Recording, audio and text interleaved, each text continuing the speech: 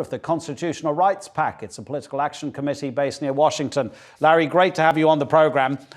Listen, I understand that you have started a movement, and your movement has a declaration. Tell us about that declaration. Well, absolutely. Look, it started, the idea for the declaration came from the idea that we're watching television, we're watching the PSAs, we're listening over and over and over again, hours upon hours of politicians drone on and on and on about stay home, stay safe, we're all in this together. Stay home, stay safe, and the commercials too, the corporations, big corporations, stay home, stay safe, we're all in this together, buy our product. And it's droning on and on and on. Well, the truth is we're not all in this together.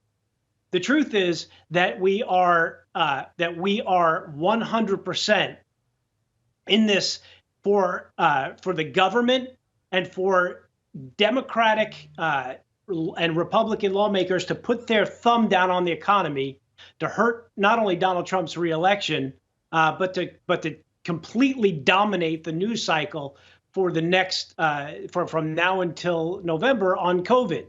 When the truth is the entire lockdown was based on two premises. One, that there were enough beds, and two, that there were ventilators. We need to do this for the hospitals. And the American people alone, voluntarily, without government dictates, without government mandates, alone said, we're going to stay home for a number of weeks, for a number of months. We're going to shut our businesses. We're going to take the economy, the economic hit, and do what's right for our neighbors and our friends. And then when the beds came free and the ventilators were now, we're in a glut of ventilators across the country.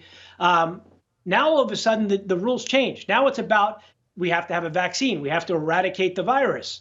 And they're still stepping on top of our rights, and they're stepping on top of our economy, and they're destroying our economy.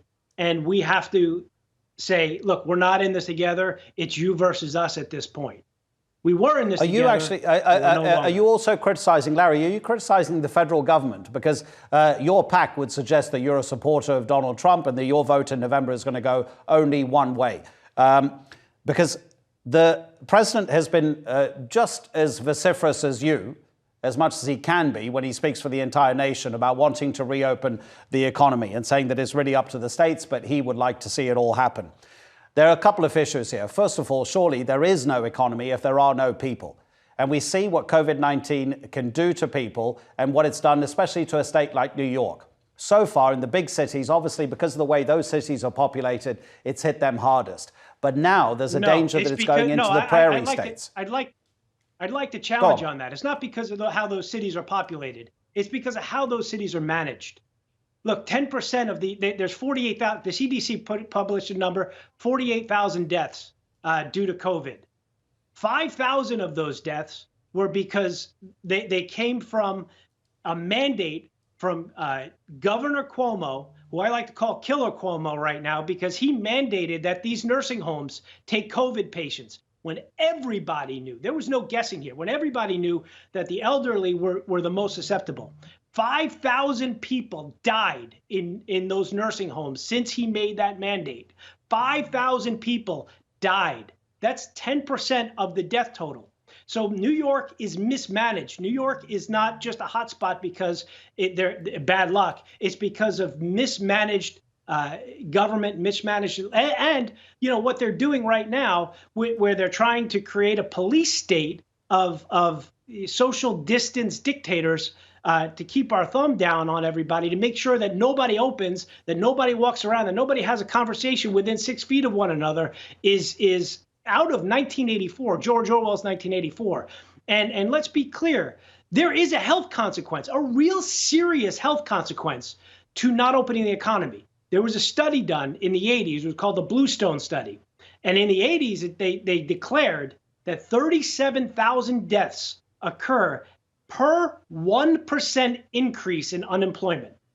Per 1% increase in unemployment. So by keeping the economy down, we are essentially killing 37,000 people per 1% of the economy. Now, there are places in the economy right now that places in the states that have 30% unemployment.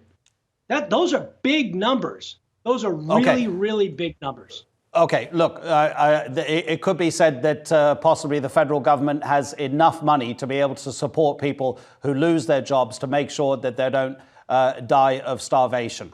And also, neither of us is a medical practitioner, so let's leave that aside. Well, let's say starvation. You said starvation. I didn't say starvation.